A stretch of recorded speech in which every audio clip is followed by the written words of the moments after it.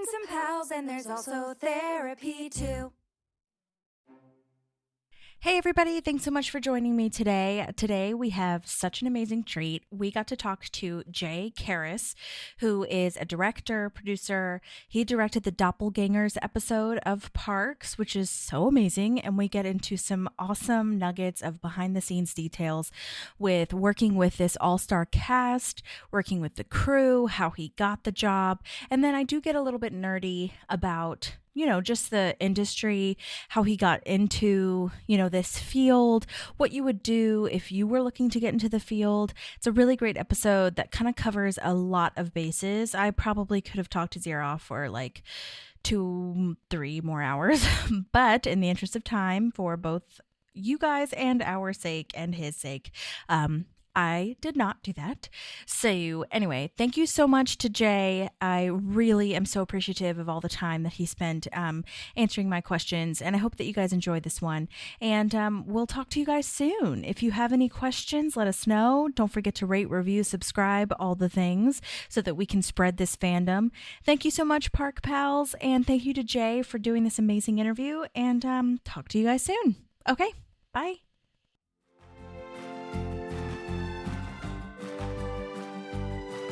There's a park and some pals, and there's also therapy too. How are you? I'm good. How are you doing today? Good. Thank you so much for doing this. I really appreciate you working it out with our schedules. I know it's crazy to get everybody together. No, all good. Thanks so much for having me. I appreciate it. Yeah. Oh my God. Okay. So where are you right now?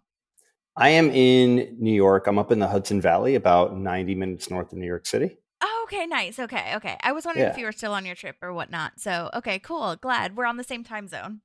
Yeah, exactly. Awesome. Okay. Well, so one of the things that I always ask, like I already told you, but one of the things that I always ask our guests is how you got your job on Parks, if you knew anyone, what the story was, if you like sent in an audition, or I know obviously you're not an actor, but how did you get your job on Parks?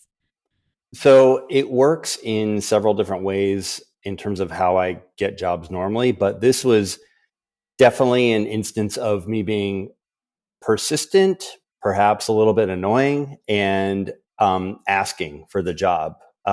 It was, it's an interesting thing because there are all these barriers put up. Like at age 27, I had become a showrunner kind of unexpectedly. So I had a ton of experience already, and I was 40 by the time I did Parks. But I had done a lot of episodic as well as a showrunner and some as a director, but not that much in terms of half-hour narrative. And at the time, there was this big distinction between network and cable. And I had done cable. I hadn't done a network half hour yet, even though it's the same job. It's actually easier on network because there are more resources. And I just loved Parks and Rec so much. And I really wanted to do the show. And one of my really close friends, Dean Holland, was the producing director on the show. So he was an exec producer. He'd been there from the beginning. He had started as an editor, became a director, and then was an EP on the show. So he was really close with Mike Schur. And he was really instrumental in getting me in there. And then also my friend Donick Carey, who wrote the episode that I directed, coincidentally, also a very close friend, was really kind and put a word in with Mike Schur. And then a mentor of mine named Troy Miller, another prolific director, also did it. So Mike Schur had Dean Holland and Donick Carey and Troy Miller all saying, "You got to talk to this guy, Jay. You got to consider him." So there was a slot available, and I happened to get that slot on season 6, and it was just a matter of persistence. And when I actually finally met Mike Schur, he even said, he's like, I got a lot of people telling me that I should bring you in here. So that's how it happened. A lot of people pulling for you. Yeah, and it's the kind of thing where I don't like asking for help, and I don't like asking for a job, but sometimes that's, if it's by necessity that you kind of have to do that. And this is an instance where it definitely worked out. Totally. Well, and not only did you have people that were pulling for you, but I feel like you are talented. It's not as if people were like going out on a limb just to go out on a limb. You know what I mean? Like it all combined in a way. And you can probably tell from my emails that I am the same way as far as persistence goes. If I try to find all different avenues of how to get in touch with you, because it's not only the work ethic, but it's also such a passion. And I feel like those two combined are you have to have those two to like make like not only a living but just like be happy in what you're doing and proud of your work, you know? Yeah, no, I totally agree. And you're right. At that point, I mean, I had worked with people like Paul Rudd and Will Ferrell and Jack Black and Reese Witherspoon and Charlize Theron. Like I'd worked with kind of an amazing Yeah. roster of people, but there's still, at the time, there was still that stigma of, well, he hasn't directed a half hour before on a network half hour. So it was, but once I did that one, it became so much easier, as you can imagine, especially season 6 of Parks was like peak Parks and Recreation. So after that episode came out and people enjoyed it, it made it a lot easier from there. So it was actually it opened a lot of doors for me. Totally. I hear that from a lot of guest actors as well, that it was maybe their first or, first 5 shows that they had been on. And they're, always saying that it's so much nicer to have that on your resume, especially Parks. And like you said, yeah, season 6, every episode that we review in season 6, I'm like, oh my gosh, this is the best episode. And then I'm like, oh no, wait, this one is the best episode. So it's a great season, I feel, to come in. Dean and I had met did you guys years before. I think we met like 1999, and I was working with there was an editor who's now also does a lot of directing, a really good friend of mine named Bill Durande, and I worked with Bill a lot as an editor, and there was a project I had and Bill wasn't available. He's like, but I got this amazing guy named Dean Holland, and Dean ended up editing this project, and we ended up spending hours and hours and hours in an editing bay together when we were in our late 20s. And when that kind of thing happens, you can, if the personalities mesh, you can become really good friends. So we ended up spending a lot of time together in edit rooms, and then became friends. And then Dean went off and started directing, and I was directing, and we've stayed in touch. We're still very good friends to this day. Yeah. Oh, that's so cool. Yeah, I feel like I've kind of slowed down talking about him because now we're in season 6, but I would say from seasons like 1 to 4, I would constantly bring up Dean, because not only has he directed and produced and everything, but he was just such a backbone of why the mockumentary style is so beautiful. And like here, obviously, because of Greg Daniels and Mike Schur as well, but with The Office and like that editing, with it being so real and just like cutting so fast after the joke or after the laugh or whatever it is, was just such a Dean move. And so you see that kind of transfer over to Parks when he directs and edits and everything. I think by season 6 he's not editing, according to IMDb and everything. But anyway, yeah, so I talk about him all the time. So that's really cool. Well, so I was going to ask too, I mean, speaking of all the people that you've worked with before, I guess that was good practice for everybody in Doppelgangers that you directed, because the amount of the all-star cast that they had in that episode alone was out of this world. And I was just curious kind of how that worked. Like, did you know that they were going to be there? Did you know anything before you got to set? And did you have any hand in? Yeah, no, it's a really good question. Or I wouldn't think so. I'm just curious. First of all, I'm just consider myself so incredibly lucky to have gotten this episode, because it was the first time that, it's the episode where the Eagleton office gets combined with the Pawnee office, and we meet all these people. So like Billy Eichner and Sam Elliott, and I mean, just these incredible actors, and June Diane Raphael. I was so pleasantly shocked when I got that episode and when I saw who was going to be doing it. I wasn't involved in the early casting, because sometimes as a guest director, I mean, you always get sort of looped in and theoretically consulted, but on that, it's like a much bigger picture thing, because like, oh, these are the people from Eagleton. So it's not just about my episode. It's about, bringing people into the series. So I wasn't involved in the casting of those, but was obviously really excited when I learned who they were. On the other guest actors, I was in the loop more on that stuff. But yeah, as far as like the Eagleton people, that was before I was even there. They were working on that. Yeah. Oh my gosh, so cool. Did you know I had just heard of them, and before I you remember got at one to point set, I was or had working you with just heard Billy them? Eichner, and he was so, his first time on Parks, and he was so good. And at one point, and I knew him from Billy on the Street, and I asked him, I was like, Billy, have you done other like half hour stuff like on sets, and he's like, no, this is my first thing. And I was really shocked because he was so intuitive, and you just never would have known. Like you would have thought that he'd been in 1,000 episodes of a sitcom. Like he was just such a talented actor, and he just knew how to do it. And obviously, his background and his training, and it lent itself to it naturally. But it was really wonderful how adept he was in the beginning. And then, I mean, to be able to work with Sam Elliott was unreal. One of the most interesting things about working with Sam is, as you know, he's a stalwart actor. He's been doing this forever, and he is so incredibly well respected. And he's just top tier in terms of like he's one of the best. But coming into Parks and Rec on my first day with him, he pulled me aside, and I can't imagine he would. I'm sure he's okay with me saying this. He pulled me aside, and this wasn't his realm in terms of 3 cameras, 2 cameras, 3 cameras, three, and just improv and it being loose. Like he's much more used to, this is a designed shot, and it's going to go here, and it's going to go into a close up, like it. Yeah, like well, and more crafted filmmaking. This is like dramatic. A looser comedic improvisational style, and he had just never really done it before. And he told me in the beginning, he's like, I got to tell you, I'm a little nervous acting with all these incredibly talented improvisational actors. It's just not what I do. He's like, so help me out. I was like, Sam, I have a feeling you're going to be okay here. And obviously he was great. And then there was one other point. I don't remember what day in the 5-day shooting schedule, day 2, day 3. I just remember at one point he pulled me aside. He's like, are you getting what you need from me? I can't tell because he's used to like that camera is right there, and he knows it's on a 40 millimeter lens, and he knows what the shot is. But there's a camera that's going from Ron over to the other Ron, and to Amy. Like it's just everywhere at all the time, and he never knew exactly what the shots were. So it was an interesting process where we explained to him just the mode of the coverage and how it works.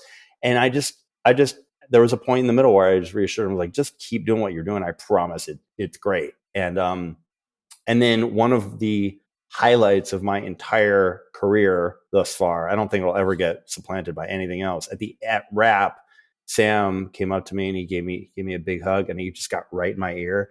And he goes, yeah, I was 40, but I was still a younger director. And he goes, you got a good career ahead of you, kid. And it was kind of amazing. So we had a really nice week together, and I was honored to be able to be the guy that was the one to sort of help him get into this world. And then, his character stayed on and did multiple episodes. And obviously he didn't need my help. He just was articulating that this was different for him, and just wanted, to know that someone had his back. Yeah. Yeah, it was cool. That is so beautiful. Oh my gosh, what a great story. Oh my gosh. Well, and it's so nice to hear that, how humble he is, even though, like you said, he didn't really need the help, but it was more of a guidance and just wondering if he was maybe some just validation assurance. But to hear that he needed that was really interesting. It was incredible. There's one other story I feel compelled to tell you, because it's just a good full circle moment, just kind of a behind the scenes thing. So yes, tell Parks me. and Recreation was shot at the CBS Radford lot in Studio City. And on the first day that I rolled in for my first day of prep, I drove up to the gate on Radford, and I rolled down the window, and I handed my license, and they asked for my name and what I was doing there. And I told them, and I suddenly realized in that moment what an incredible full circle moment it was for me, because when I was 20 years old, I was an intern for a boutique production company, and we were shooting a show for Fox. It was like a year-end special, and it was like Fox and Rolling Stone magazine. It was called Rolling Stone, The Year in Review. And we shot these really cool interviews on film for that show. One interview was with Jerry Seinfeld. One was with Katie Lang. Both of those interviews were shot on that CBS Radford lot on the Seinfeld stage. And when Katie Lang was arriving at the studio, I was an intern. So I was there to intern and basically like a PA that day, but for free. And they said, "Hey, Katie Lang is arriving. Will you go out to the gate and be the one to meet her, show her where to park, and then walk her to the stage?" It's like, yeah, absolutely. So I'm standing out there, and the spot where I was standing was at this gate where 20 years later, I was handing my license over to pull up to direct my favorite television show. And the exact same spot where 20 years earlier I was an intern, showing Katie Lang where to park. So it was a really cool, it was, as you can imagine, really, really exciting moment for me. And it also, the other crazy component of that was I had just finished shooting my first feature film called Breakpoint on that Friday. So then that Monday I'm showing up to prep an episode. So I had just shot like in 110 degree heat for 5 weeks, it was an indie movie, and I was so tired and so fried, but also so excited to be doing parks and to be working with Mike Shore and my friend Dean and my friend Donna, who wrote the episode. And then on top of it, I pulled in and I had that light bulb moment. It's like, oh my God, this is where I met Katie Lang 20 years ago. So it was a great sort of like, all right, wake up and appreciate this and go in and do your best. Yeah. Oh my gosh, the universe is so talking to you in that moment. I love those moments so much. And I'm so glad that you had the wherewithal to like remember that too. Because I feel like a lot of people just kind of, let it swoop by and don't really like, have the memory to think about how it's such a full circle moment. And you as an intern, unpaid, now going to do the TV show. Oh my gosh, I'm so glad you shared that. That's so great. Oh my God.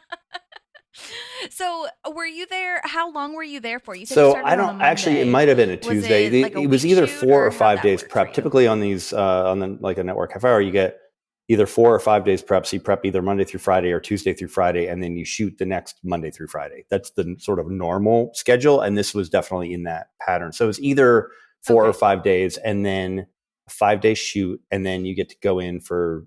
At the time, everyone was still doing editing in person. Now it's you can do it remotely if you want, but you go in for 2 days of editing for your director's cut. Yeah. So it's a pretty quick process. Okay. And so I mean, it sounds like, well, especially by the time you got to be on there, I mean, it was such a well-oiled machine. I feel like they just had everything locked. But so you had said that you hadn't done like this kind of 30-hour format. What were you kind of working on before? Like what? And then the second follow-up question to that is, how did you feel going into this new? So I had done kind of atmosphere of the. So when I started, at 27, when I was a showrunner, that my first showrunning job was I was in the sort of like awards and variety world in my 20s, kind of coming up as a producer. So then I ended up running the VH1 Vogue Fashion Awards in the year 2000 alongside Anna Wintour. So I worked with Anna Wintour for 3 months. And I did what I learned from my boss before that, when I had my 5-year staff producing job. When I became showrunner of the show, it was like the big spectacle of like the big multicam award shows at the theater at Madison Square Garden. It's a 2-hour live show. All these amazing people were there, and it's a really fun show. But within the body of these award shows, there were always these comedic single camera short films, like the funny short films. And I hired myself to direct the single camera short films within that show that I was running. And I remember I went to my exec at VH1 at the time, and she was really wonderful. I had worked with her for several years as a producer on that show, but she was the one that called me and asked if I wanted to run it that year. And I remember asking, "Are you sure?" Because I hadn't done it before. And she's like, no, let's do it. So I went to her and I said, "Hey, I have an idea for someone that could direct the short films for the show." And her name is Lauren Zalaznik. She was really, really instrumental in helping me start directing, because she's like, "Oh yeah, who do you think?" I was like, "Oh, there's this young director out there. His name is Jay Karras." And she's like, "I think Jay Karras would do a good job. We should do that." So that's how I started directing these shorts. So that's how I built up a comedy reel. And that's where I did shorts for shows I was running. And then I started working. I did like some ad TV, and I did a show for Comedy Central that my friend Donna Carey brought me into. So I ended up with this short film reel of Will Ferrell, Jack Black, Paul Rudd, all these incredible people. And then I got the job so 10 years later, I got the job running a series called After Lately with Chelsea Handler, which was a Larry Sanders-esque half-hour comedy that we shot with 3 cameras. We shot it kind of Office, Parks and Rec style. And so I got that and Eagle Heart, which was a single camera thing for Adult Swim with Chris Elliott and Brett Gelman and Maria Thayer. It's just an amazing, amazing cast of incredibly talented people. So I was just coming off of both Eagle Heart and After Lately. And on After Lately, we had like Reese Witherspoon and Charlize Theron, all these incredible, and Jane Fonda. And that was so that was my first true half hour. So I was kind of in that mode of doing that kind of a show with 3 cameras, doc style. So it was a really easy and natural progression over to Parks. But the biggest jump was, I remember on day one of prep, amazing AD named Steve Day he was so great at sort of guiding me through the Parks specific process. And that's where it's so funny. They say, oh, you've done a cable half hour. You can't do a network half hour. And now that thought is antiquated. But at the time, there was this thing like, oh, I don't know if someone hasn't done a network half hour, how they're going to do it. It's so much easier because I remember being in my first sit down with Steve, and we're going through, and he's like, hey, for this opening scene with the town hall meeting, what do you think in terms of background? And I'm used to on these shows, like you have you're lucky if you can get 5 background or 8 background, there was a limited extras budget. And he asked me the question. I was like, yeah, I don't know. I'm not. And I was thinking, he's like, I was thinking maybe like 85 would be good. And I remember I was like, yeah, sure. 85 is great. 85 sounds fantastic. Yeah, that's what I was thinking. And I was like, oh my God. And that was where it clicked instantly. I was like, okay, that's what a network half hour is. There's just more money, more resources. And to me, as a result, everything's just easier. So it's not like a leap, like a huge leap to get into that. It's more like, oh, now there's money for extras and toys and resources to just get the job done. Even some, just a straighter path to kind of getting it done. Oh, interesting. And I think it's so much, I mean, it's annoying in the moment, maybe when you don't have those resources, but it's such a nicer, I think, to go from the way you did it as opposed to like having those resources and then not having them, So that's, oh my gosh. No, and then I remember we shot that cold open with the town hall, and then all the people were there, and then we, it didn't take that long to shoot that scene, and then they just all go away and we're in the office and they're just there for that one scene. And I remember just really marveling at how nice it was to be able to do that. But the other side of it is on shows where you don't have those resources, it forces you to be more inventive in some ways. And sometimes you end up coming up with ideas that you never would have come up with otherwise when you don't have those kinds of resources. So it's both versions of it are great. They're just different ways to do it. Yeah. Was there anything else that you kind of wanted to ask for, but were unsure, and then you kind of saw I could ask for this? Not that I recall. I mean, it's kind of like you said, the show is a really well-oiled machine, and my only on the DL. I believe my only location in that was the dinner, the meal at the end with Adam Scott and Rob Lowe. We shot that at Johnny's Smokehouse in the Valley, not that far from the lot, and everything else was on the stage. Right. So there wasn't like a big ask. That I recall.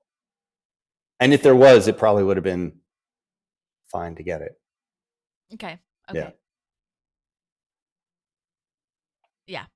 Well, and I'm always curious too, speaking of asks and how comfortable you are asking for things or whatever. I guess you knew people, so that does make it maybe a tiny bit easier. But I am curious always for guest actors, sure, but also for directors and crew, what it's like. And if you could talk about what it's like to be on a show, just kind of a one and done situation, you're the new kid in school, but you're also in a little bit of an authority position as the director. Obviously, everyone on Parks was so great, and I'm really lucky to be able to talk to people like you that are willing to discuss and I can learn from. But I am curious from your point of view. You're exactly right. You're the new kid at school every time you go in for a new episode as a guest. And it's funny, I didn't definitely didn't realize it at the time, but I've thought a lot about this in the intervening years. But when I was a kid, we moved a couple times. So like I moved like a month into third grade. So I was the new kid there. And then I changed schools in fourth grade and I was a new kid again. And then we moved again for eighth grade. So I was like, I had a few kind of starting over new kid things in my childhood that I feel like were later very instrumental for me in being able to kind of roll in and just be the new kid and kind of fit in. It's hard though. I'm very used to it, but you definitely have to kind of gear yourself up. And you're right there. You have to kind of present yourself as a person who knows what they're doing and can be in charge. But you also have to be incredibly deferential to what that show is and the machinery that's already set up. And it really depends on the show. I mean, the cast at Parks and Rec, I always tell people still ask me, because, I shot this 10 years ago, more than that. Oh my gosh, I shot it 12 years ago. Crazy. And I always tell people, like, my first answer is Parks and Rec is one of my favorites, because it was season 6, and a lot of shows you go in that late and the cast is like, what am I doing? What scene are we doing? They're just like tired. They don't really care. They're not into it. And season 6 of Park had season 1 energy. It was, everyone was so happy to be there. They were grateful to be there. And that came from the top down. It was Mike Shore and Amy Poehler setting the tone. Like Amy Poehler, I wasn't in the hair and makeup trailer first thing, because that's not where I go first thing in the morning. But I heard like she go in first thing in the morning, like there'd be music, and it was just like a great environment to start the day. And the way that Mike Shore and David Miner and David Hyman and Morgan Sackett and all those guys ran that show, and the way like Dean did his thing, everyone was just so nice and welcoming, and it was this incredibly collaborative environment. It's apparent really quickly that everyone's on the same team. So like for me, when I meet these actors, it's just about the confidence came from, I'd been working in the business for 20 years at that point. Not as long as a director, but I'd been in the business a long time, and I'd been on set a lot. So you just kind of, it feels like home when you're on set. And then I always you just have to kind of show people that you have a plan. So during prep, you meet them and hopefully present that yourself in a way where they have some confidence in you. And then when you get set, as long as you have a plan that makes sense, then there's an instant kind of respect and rapport that can be developed. And I always go into the first thing I say on the first day of directing any new thing is, I always tell the actors, I'm coming in with a plan, because during prep, I block out the scenes and I have an overhead view with my shot list, like a diagram where the actors are going to be. That's the blocking for the scene. So I always tell them I have a plan, and I present what my thought is for what the scene should be. But I always tell them I'm open to input. And if a better idea comes up on the day, I'll throw my plan in the garbage and pivot and do theirs. And I feel like that's always disarming, where it shows like I've thought about it. I know what I think this should be, but I'm also open to it's open to interpretation.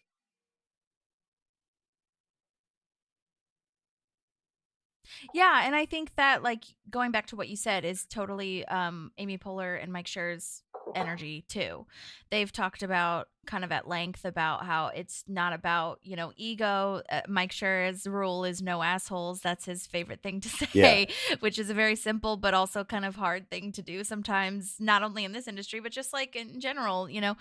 So it's a great rule to have. But I think that they've talked multiple times about, like, if the grip has a better idea than what's in the scene, then let's like try it at least and see what we can do. And that, I think, also kind of goes back to, especially during this season, but I think it was from the beginning, that they had the kind of resources and that mindset of like, we know what we're doing now. They had just done The Office with that same kind of mindset. And Amy is also, every time I hear people talk about her, I'm just like fall more in love with her. With the ideas that she has and the way that she welcomes everyone's energies and ideas and thoughts and creativity. Yeah, it's always absolutely. Really inspiring to hear that. The so other it's good to know that you felt the same. Really amazing thing that was just made it so comfortable was, my friend Donick, who wrote the episode. It wasn't planned that I direct the episode that he wrote. It just kind of worked out.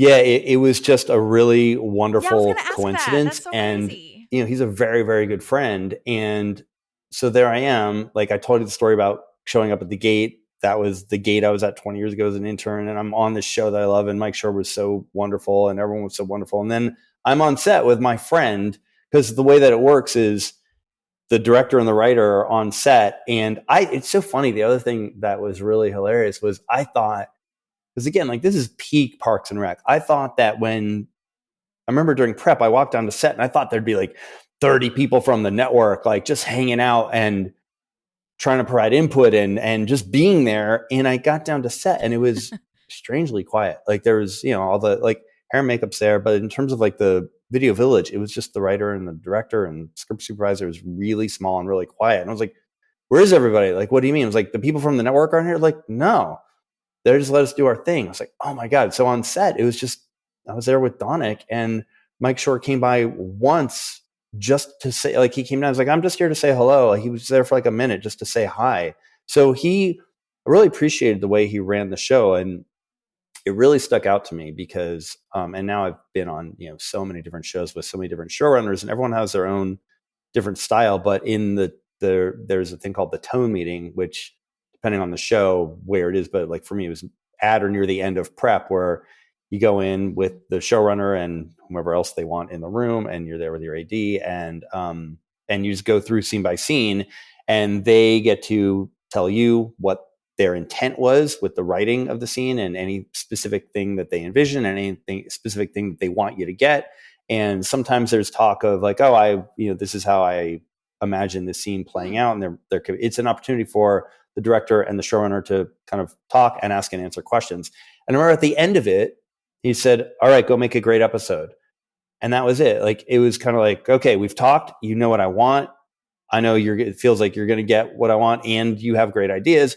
Go do it. And then I was there with Donick, and we just got to just do the show. And it was so great. It was just really incredible. Yeah. That's awesome. And it sounds so, like, I don't know, freeing in a way to be able to kind of do what you need to do, but know fun. that you're really professional. And also working with your friend. What a dream. That would be so cool. No, I hadn't. Donick and I met, actually. Did you say that already? Sorry. When I was working on the MTV Movie Awards, it was like 1996 or 1997. I actually hired Donick's wife to work on the show. And that's how I met Donick. And then we ended up doing a show together in like 2000 or so, and just became friends from there. But yeah, I met his wife, Kim, first. Yeah. That's so cool. Yeah. Okay, love that. Okay, lovely. Now, when you're on set and you've already done your blocking and everything like that you are thinking for the plan, did you have a lot to do with the characters' kind of descriptions, if you will, like how they mirrored each other? Like, I guess my boilerplate question, boiling it down, bottom line is, did you give a lot of direction to the actors, or was it more the of like the Eagleton characters guidance? were being established for the first time, so that was a lot of the conversation with Donick and with Mike Shore, and Dean and everyone there, leading up to the episode shooting, all during prep, is like, really digging on like, who are these people? What do you envision for this character? The writing is so good that it's kind of there on the page, but obviously everything you read is subjective. So there was a lot of conversation about like how, like Tinnifer, like how dumb is Tinnifer? How ditzy? How crazy? So it's that, and like that tone needs to talk about like the tone of each of these characters. And for Billy Eichner, they're like, yeah, we basically want him to kind of do like akin to what he does on Billy on the Street. So in terms of direction, and again, so long ago, I don't remember all the specifics, but I mean, obviously there's always shaping. So like they all came in, they all came in a way where they had a wonderful take on what it needed to be. So I didn't need to do much. And at that point, it's really about levels. Like, okay. Oh, and also Mike had a rule where first 2 takes, no notes for the actors, no matter what. So, and like, unless something is really wrong. So you show them blocking and you do 2 take, let them get 2 takes out. And then you can talk about ideas of what you want to do. So at that point though, for all these actors who are so incredible, it was really about levels. Like, oh, like maybe this line, instead of like being like, let's be a little smaller, or let's go bigger with this line. It's those little kind of adjustments so that when you get in the edit bay, you can make those adjustments. I use the word calibrate a lot. I always like to think of it as a calibration, because when you're in one scene and you have a joke playing a certain way, it's always nice to get options on just levels, because then when you look at it in that scene in the context of a 30-minute episode or a 1-hour episode or whatever it is, the whole episode, maybe you realize that the way that joke landed is a little similar than this other one 10 minutes later. So maybe use the other option on like the simpler read to just differentiate, or for whatever reason, there's a really nice calibration that can take place when you look at the whole picture. Mm-hmm. Yeah, and I'd love to ask Donick maybe someday about the Jennifer Aubrey Plaza situation, because I feel like they were playing off of, because Aubrey Plaza, I don't know if they did this on purpose or if she did this in her real life, but they kind of brought this up a lot, where she could impersonate / talk to anyone about, or like by them, you know what I mean, like impersonating the other person so that they feel like comfortable. She did I think the first time she did it was during Leslie's campaign, and she was being like an old Southern lady to the person on the phone. She was being like a Hispanic young girl to the person on the phone, and then it just kept happening. And then this Jennifer thing happened, and I was like, oh my gosh, this is so perfect. And so I didn't know if that was like a specific thing to Aubrey, or if that just kind of happened, but maybe it's a little bit of both. It was I so good. wish I remembered the details of that. I just don't recall, but Yeah. all I remember is, what I do remember about that is that when the two of them got together for the first time, like we were like, everyone was just dying. Like I remember that. I feel like she came in with that. I think it was on the page. I don't, that's something So I'd have to good. research and let you know, in terms of what was in the script or not. But no, like I do remember out of the gate in the first rehearsal, the two of them together were like, we were all like, we could just watch this all day. It was Perfect. so funny. I know they need to do the side shows or side episodes, or if you will. Yeah.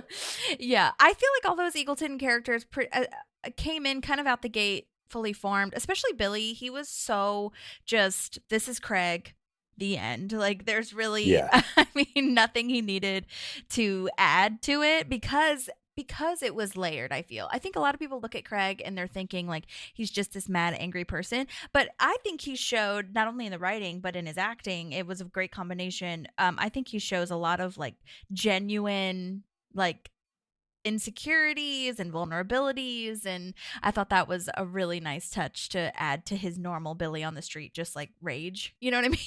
Yeah, no, I agree. Like I hadn't seen the episode in years, so I Oh yeah. rewatched it this morning in preparation for talking with you. Aw. And one thing that really struck me was, Donna says it in the episode, like Craig cared Mhm. so much about the town. Like when he steals a phone from her and is yelling about the grass, like I need this kind of grass and I need the discount, and then he hands her the phone back. Like he wasn't doing it because he's angry. He does it because he actually really cared. And then when he's leaving for the day, he says to Donna, he tells her, he's like, I love you and don't ever change, something like that. But then he turns and sees Aziz and he's like, who are you? Like, so he's just up and down. But like when he cares about the job or cares about a person, it's there, but it's amidst all this like seeming son of rage and anger and just erraticness. It's funny. Totally. Well, and then Donna even says to Leslie, I think he might care more than you. And that's really so Yeah. fascinating, because we haven't met a character that might care more than Leslie. But also, Yeah. it was a nice catalyst to Leslie losing her mind that everyone might be leaving. And that was a really interesting way to see like Leslie's crash out and the sugar mustard cookies and all these things. Yeah. So I love this episode so much for that reason, because I feel like it shows so many different layers to everyone. And in particular, well, I say in particular, but it's really, I'm just not at this point, I'm just going down the line, but with Ron, with Pawnee Ron, and showing how much you would think that he loves Eagleton Ron. But it just is such a that was really great writing too, where you think that it's gonna be like BFFs, but then they're totally opposite. Well, it's so good too because the way it was structured, like there's the initial meetup, and then it just cuts to the quick little testimonial from Ron. I like Ron, and then later he just like when Sam Elliott's articulating all the things that he stands for and believes in, and Ron's just getting more and more furious, and then it just cuts to Ron's like, I no longer like Ron. Like it's just Yeah, such a great way to tee it up and pay it off later. totally. Yeah. Well, and speaking of kind of the cuts and the transitions and things like that, is that something that's more so in the editing, or is that something that where you yell cut when you know that, we could end this scene in a funny way? Does that make sense? It does. So the way that it worked on Parks was, well, first of all, like they they didn't they just kept rolling. Like the cameras were like, I forget exactly what cameras they were, but they were like, we would just like, you put the camera, like the take would end and you'd reset, but like they would just put the cameras down. They literally keep rolling. So it had this energy of like unless like hair and makeup really needed to come in, because usually you call cut and then there's a stop down and hair and makeup come in, they do last looks, they check, we talk about notes, and there's that rhythm, which is quite normal too. But on Parks, it was we're still rolling. So you do a take, and it's like, all right, great, let's, and I'd go in and have a notes conversation with the actors, but the cameras were still physically rolling, so people weren't coming in unless they had to. And Mike Shorter's thing was that he articulated during my prep was like, I want to maximize shooting time, and I want to be able to give the actors as many takes as possible, because he just wanted all the options, all the comedic options that he could possibly get. So lighting was really quick.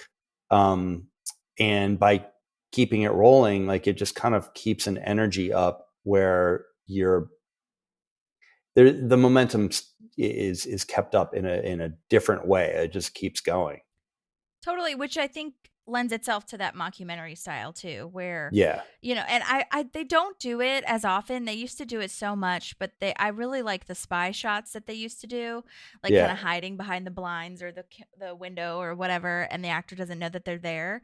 Mm-hmm. Which I think I've heard from actors in interviews, that helps them a lot to not really think of the camera. You know what I Yeah. mean? Especially for this type of style. But I don't think they've done it in a hot minute, because I think now we're kind of like just rolling with it. So that makes a lot of sense though, and why it feels so natural, because of the keeping rolling, staying in the energy, staying in that atmosphere. Yeah. That makes sense.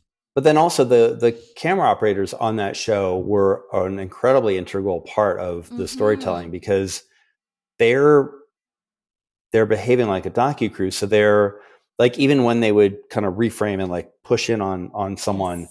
that was like, Parks is all about like the timing of when that happened up against when how a line would land could impact whether it's funny or funnier or less funny. And so sometimes some of the little fine tuning, sometimes there was a note on the take where I'd have no notes for the actors really, but like a note for camera, like, hey, let's Oh. wait until they say the word waffle to do the reframe, because I think if we do it right on the heels of that word, it might land even better. So a lot of it is, I mean, they again, season 6, they were so intuitive with the actors' behavior and how it worked. They really didn't need that much, but that was like a fun thing to be able to kind of nerd out about with the operators too, is to figure out what, like the timing of a whip pan and back, and or the timing of a reframe, or the timing of a zoom out, or when do we go from like this wide to kind of crash into a tight shot. And one of the things I did in my prep for that show, which was a really interesting exercise, was I watched episodes of Parks with the sound off.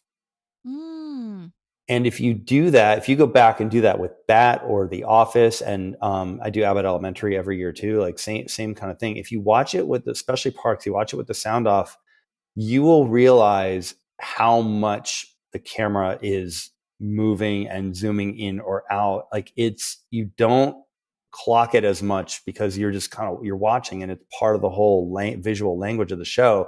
But when you turn the sound off and you're really thinking just about that, it's pretty shocking. Like it's moving all the time. It's so active, more than you would really think. So that was an interesting thing to look at for prep, to kind of think about how the camera was a component of the comedy in the show. Oh my gosh. Yes. So many things to say. First of all, I talked to Shauna Hagen. She was on seasons 1 through 4, I believe, maybe 5, 1 through 4, I think. She's a camera operator, and she's amazing, first of all, but I was just so shocked at the level of intricacy and detail that she was talking about. Mhm. And that's so fascinating about watching it silently, because another like analytical thing that I do is, well, I don't know if it's analytical, but I don't think normal audience members do this. I'll pause it if I need to zoom in on something or whatever. And the way that the quickness of the camera, the speed and how natural it is in normal time, but if you're pausing, you're like, "Oh god, they're already on to the next thing." But they Yeah. started at this really important thing that is so fast, but just makes it so much more interesting. So like there'll be times when I'll pause it and it's blurry, so I'll have to go back or whatever. And normal shows, or not normal, but non-mockumentary might not have that style. So Mhm. that's super interesting to me. And kind of one of the things that Shauna talked about that I'll always kind of remember and hold with me is that, just to what you were saying, to your point, she said that her and Nick Offerman would always have like a chemistry, if you will, which I thought that was so fascinating. Like she'd know when to zoom in or cut away from him or cut to him, because they kind of created that rapport with each other. And after having worked with each other for so long, and I was like, that is something, had I not talked to her, would never have thought about, them be the camera being a character that has chemistry with another character. Yeah, no, it's totally true because if you think about it, the camera operators are looking at these people's faces all day, every day for Yeah. seasons, and they get to know them as actors in a way that is so specific and in a way that most others won't, at a level that most others won't get to, just because like they're literally focused on them all the time. Yeah. And And I think that's fascinating that you said that you would give a note to them. That's really interesting. That's something I'm going to think about a lot too.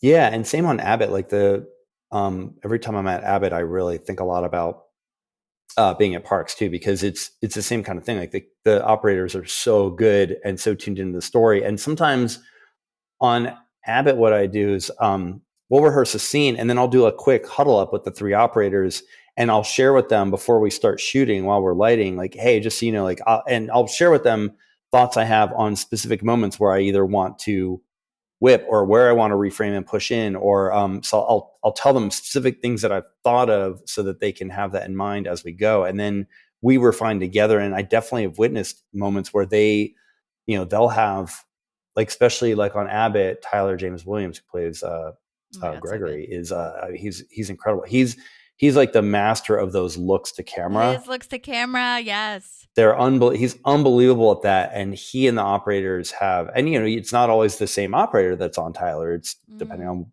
what the scene is. It could be A camera, B camera, C camera. So he's really established a rapport with all the operators, and I think like the directors who understand that format can really work with the camera operators and the actors to kind of fine tune the timing, and that's where you get, it's like it squeezes out the funniest version of whatever that thing can possibly be based on all of those things working together. Totally. Oh my gosh, I'm so glad you brought it up too, because I had it in my notes too. Like, how's that Abbott Elementary? Tell me everything, which you already talked about. But I was going to ask specifically, how did you start working with them? Was that also because of the connections that you had made during your directing career? Yeah. So Randall Einhorn, who's the Right. producing director, an EP and director on Abbott, is someone I met. I met Randall like in 2007. The funny thing about that is I was doing this pilot for Comedy Central, and Randall at the time was both DPing and directing, and I hired Randall as my director of photography for this pilot I did for Comedy Mm. Central. So that's how we met, and then we kept in touch, and he was became this amazing director, and I don't remember the first thing I did, but I had done the show called The Kids Are All Right with Randall at ABC. I did a few episodes of that with him, and we really loved working with each other. So then when he got Abbott, he called me and asked me if I was interested in coming in and doing a couple episodes on this brand new show. I was like, yeah, sure. And uh, And I did, and it became what it is. And it's funny, my family and I had just moved to we live in Italy right now. We've lived there for a little over 4 years. Wow. And Abbott was the first thing I did after moving to Italy. I'd only lived in Italy like 6 weeks, and I flew back to LA. And I remember being on set with one of the showrunners, Patrick Shoemaker, and you're like getting to know someone. He's like, oh, wait, where do you live? He's like, oh, I live here, and he's like, where do you live? And it was a thing where I hadn't really told people that we moved because I didn't know how it would be perceived and whether it was like okay to not live in LA. And he's like, where do you live? I was like, Italy. Like I said it I remember I said it as a question. He's like, what? And then his response was so great. And then he started telling people on set, people like came up to me, and I realized like, oh, I need to own this. I moved to Italy. Like no one cares. It's amazing. So that's just like a funny side thing that happened on That my is first funny. episode of Abbott. But getting back to how it happened. Yeah. So it was Randall. He brought me in, and then I think season 2, I did 2 episodes, and then I go back every year for an episode, and it's so well, fun. I mean, I was looking. It looks like March was the last one, so I wonder if you'll. I know you will, but they're in their new season now. Are you slated to come back on? Are you allowed to say? Well, the unfortunate thing is I was offered an episode to come back, and because I'm on this new series that I'm shooting here called Best Medicine for Fox, I'm the producing director on that. So we're doing 13 episodes. I couldn't do it, and Randall was so nice. He tried to move it around, and he offered me a later episode, and it just we unfortunately couldn't make the dates work. So I'm so bummed. Bummer. So this is the first season that I'm not going to be there, but it's only because of a wonderful problem that I have that I'm working on a series. But Randall was really nice at the end when we couldn't work it out. He's like, I'll see you in season 6. So hopefully I will be back. Yeah, totally. Is there a lot of differences with Parks and Abbott, or do you feel like it's very similar? You kind of know what you're doing now. I mean, there are definitely similarities in terms just by virtue of the style and how you have to block. When you block scenes for 3-camera docu style, you have to really think very differently. And what's really great about Abbott that Randall has done there is that he really holds you to the docu style. So in other words, if there's a scene that starts in the teacher's lounge and goes into the hallway and it's continuous, you are charged with figuring out how to shoot it in a way where all of the shots you have are realistic for the camera crew to be in the teacher's lounge. And if it moves outside, how do they get outside without seeing each other to then get the coverage you need in the hallway? Because if you can't do it in the way that a real crew would do it, then you can't do it. And that in and of itself, it creates a really interesting thought process in prep and really interesting blocking. And it has forced me to come up with ways to shoot some of my scenes in Abbott in a way that if that rule wasn't there, you shoot this like, all right, then we'll take a hold and we'll bring him out here. You can fake it and like get the cameras in position. But like, it was like, no, we're following them. You got to keep this real. And as a result, some of the shots on Abbott are kind of like, just super docu style and really interesting. And I think it's a nice evolution of that format to kind of keep it. It keeps it so it's not, even though you're shooting 3 cameras, you have to block sort of proscenium style, but it forces you to create things that are interesting and more visually interesting than just like, all right, we got 3 cameras covering this scene. Interesting. Okay, cool. And that cast too, I'm sure is really fun to work with. They're also such superstars. Yeah, it's incredible. Love that. Yeah, definitely. Well, one of the things that I do like to ask, and it's kind of annoying, I guess, but as far as like if you were to tell either yourself 20 years ago, 10 years ago, whatever, or if you were to tell someone who's just kind of starting out in directing, what kind of pep talks or advice or kind of what would you talk about to them? Again, it could be yourself or someone else. Don't mean to put you on the spot, but just curious off the top of your head, what you would tell people who are trying to get into this industry and yourself back when you were trying to get more into this industry. Yeah. I mean, I have these conversations fairly frequently. Like I just had a shadow on just directed a block of 2 1-hour episodes on Best Medicine, and I had a shadow who was with me. He was with me all 3 weeks of prep and almost every second of the 3 weeks of shooting. So we had a lot of conversations recently about this. And I mean, the main things that I always talk about are the persistence and the tenacity. Like if you really want to do it, if you don't really want to do it, then you won't end up doing it. And if you really want to do it, then you'll work and you'll figure it out and you'll make it happen. It's a lot harder now. Like, obviously we have a little bit of a contraction of the business and things are spread out in all different markets, and it's a very hard time to kind of break in. So the updated advice is, and also because of like when I was coming up, you couldn't just go shoot something on your phone. Like you didn't, like when I was in college, like we didn't have access to gear. Like it was hard to get access to gear and to be able to shoot stuff. And now you can, like, if you want to direct and you haven't made anything, there's really no excuse. You need to just go make stuff. So my thing that I say now is like, make stuff, go shoot stuff on your iPhone, like write it, shoot it, figure it out and make it. And you'll learn from editing it and figuring out what the music is. And that's a great way to learn what your style is and how to put things together and how you think you would shoot things. And it's good training for working with actors, even if they're your friends that you're getting together to make stuff. Like you just have to make things. And if you don't make things and don't have things to show, you won't end up directing. So, and especially, obviously AI is an incredibly controversial topic right now.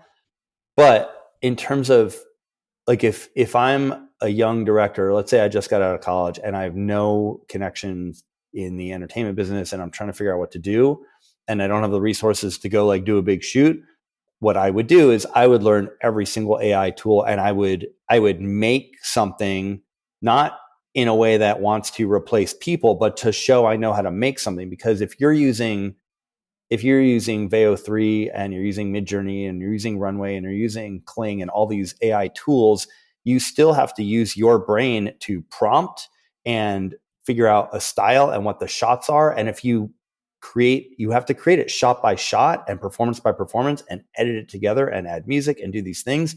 So even if you are utilizing AI as your tool to do it, I heavily advise to learn that stuff and learn how to make stuff, because it's still the same process you go through in terms of designing your scene, designing your shots, crafting the performances, editing, what's the music, what's the VFX, what's the sound design. All of it is the same exact process, and it can show someone that you know how to tell a story. Like the main thing is like you have to be a visual storyteller, and if you can use those tools to show that you're a visual storyteller, it's at least something. So that's kind of the 2025 version of my advice.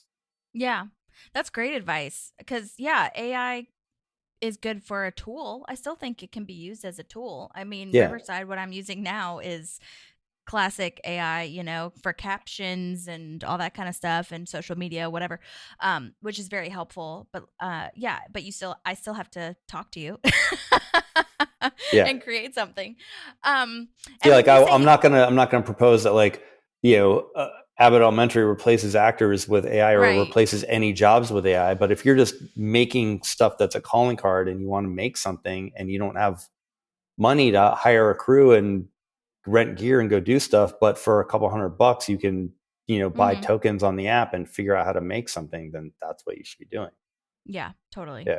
And when you say college, like you had just gotten out of college, did you do directing in college or film studies or anything like that? So I transferred to USC as a junior, and funny enough, I didn't get into the film school. Oh, and wow. so I ended up doing a make your Jokes own. on them. I know, exactly.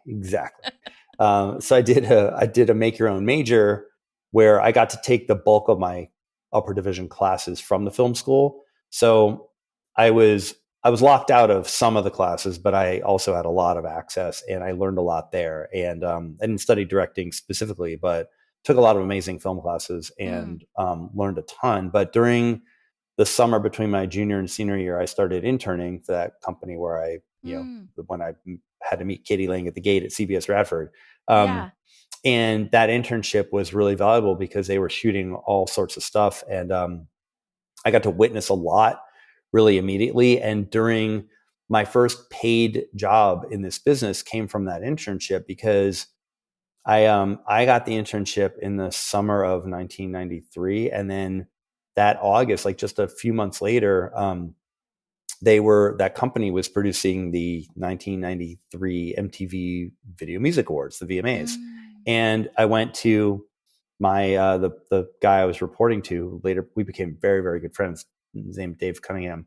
I went to Dave and I said, hey, like this company's doing the VMAs, right? He's like, yeah. I was like, can I go be a PA on that show? And he's like, you would want to do that? I was like, are you kidding me? Of course I would want to do that. So he just called over and was like, yeah. And then so I got hired for my first paying job for 9 days in August of 1993. And I remember it was 9 days in a row, and I made $100 a day. And I was like, I would have done it for free. I would have paid them to do it. And it was just this really incredible thing. I had to miss my first week of classes of my senior year of college to do this job. But I did it, and it was such an amazing thing to witness and to be a part of. And I made money, which at the time that's still a lot of money. $900 is a lot of money. And this is like, I was a senior in college and totally broke and working 2 jobs. And then I got to do this. And then throughout that senior year of college, because I'd done that for MTV, I was picking up paid PA gigs throughout my senior year from MTV. They called me for stuff. Okay. And then when I got out of college, I'd done a couple commercials. I got out of college, I had like a little client base for work. And then not long after that, I got a job at the company where I interned, and I ended up working there for 5 years as a staff producer. So it all but it started from that internship. Yeah, totally. Well, and for this person that's shadowing you, how does one go about doing that? Did they just reach out to you like I did, or you know what I mean? He was introduced to me by a friend, my good friend Dan Levy, who's a really talented writer and comedian. Not Schitt's Creek Dan Levy, but stand-up comedian, showrunner, show creator Dan Levy. Isn't that so funny that they have the same name? That is so crazy. I know. So anyway, he introduced me. It's a guy that does he's like some writing and writer's assistant, but he went to Emerson and wants to be a director, and he asked me if I would meet him. So I met him on Zoom, and then he asked, he's like, would there be an opportunity to shadow? And I was like, yeah, anyway, you have to clear it with the network and the studio and all that. And he flew himself out here, put himself up, and hung with me for 6 weeks. That is so great. Again, with your tenacity and just asking, honestly. Yeah. Love that. Okay, cool. Well, I didn't mean to get all nerdy about like the industry part of it, but I'm I love a behind the scenes moment. So that's where that goes. But let's talk about, as we wrap up, kind of the new show that you've got going on. So what is it? Tell me everything. What's exciting is that it's the first ever promo for the show actually just aired last night during Game 6 of the World Series, which is super exciting. And it was a great way for us to end. It was very late on a Friday night, and we all found out that we were getting promo during the World Series. It was really exciting. But the show is called Best Medicine. It's a new 1-hour comedic drama for Fox. It's going to start airing in January, and it's based on a UK series called Doc Martin that ran for many, many seasons and was wildly popular in the UK and Europe. And then a lot of people I've found in the US are aware of it as well. Like my father and stepmother were huge fans of the British version. They watched it on PBS. People have watched it on Acorn. So this is the US adaptation of that series. Okay, cool. Which is similar. I was going to ask you about Ghost too, because Ghost is a UK adaptation, or US adaptation, I suppose, of a UK show. And you've directed that a couple times too, right? Yeah, I'm actually going to go back to Ghosts in January, February to do 2 more episodes. Because I wrap on Best Medicine in December, a little before Christmas, and then I'm going to go back to Ghost for 2 more of those. Fun. So yeah, my mom and I watch Ghost all the time. Super fun. I'll be looking for your name on the next time. As far as Best Medicine goes, was that something that you were helping develop here, or were you reached out to be a producer on it after it was already kind of developed? Yeah, no, it was something that they were looking for a producing director for the show, and I was, a candidate that interviewed. I had to do 3 interviews to get the job. I interviewed Okay. with the showrunner, Liz Tuccillo, who's amazing, and Rodney Farrell, who's the other EP. He's at Propagate, the production company behind it. So I interviewed with the 2 of them, and I had to interview with the studio, and I had to interview with the network, and I was lucky enough to be the one that was selected to do it. So I climbed on board as an executive producer, and I'm directing 3 of the 13 episodes in this first season. So I did 2 already, and I'm going to be directing the finale and taking us home at the end of season 1. So yeah, we're in the midst of it right now. That is so exciting. Oh my gosh. Yeah. Okay. So we'll keep an eye out for that. I'll post about it too so that people can, keep their eyes peeled. Thank Yay. you. Love that. Okay. Well, the last question that I always ask our guests is, other than a director, who do you relate to the most on Parks? Like, who would you say? I feel like I'm a Leslie for the most part. Maddie, my co-host, who sometimes hosts with me, considers herself an Anne. She has Leslie vibes, but more so an Anne. So I'm curious how you feel and which character you relate to the most. Oh gosh, that is Doesn't such have a to be great gender question. specific or anything. No, that's a great question. I feel like depending on the moment, I alternate between Leslie and Iran because a lot of times by virtue of what I'm doing, like I have to be the leader and the cheerleader, and like, come on, like even when in times of distress, I'm like, got to keep everything going with that incredible positivity. Yeah. But in a fun way, I think that there's the cynicism of Ron that I use to sort of humorously deal with the intensity of this kind of a job sometimes. Yay! I love that. Oh my God. Yeah, I feel like I kind of, we can all be every character. You can oscillate between them all, I feel. So that's a good answer. I could see that for sure. And people are very self-aware. When I've asked before, I'm like, oh yeah, you're a total like Retta.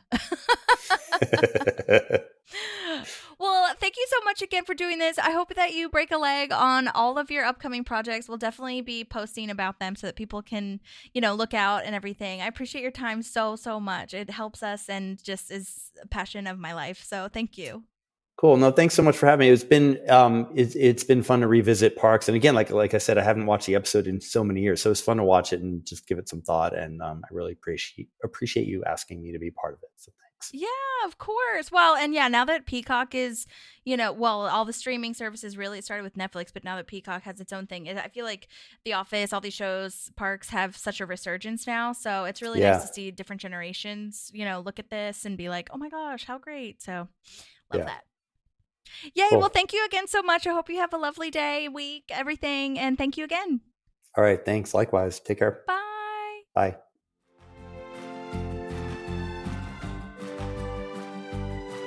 There's a park and some pals, and there's also therapy too.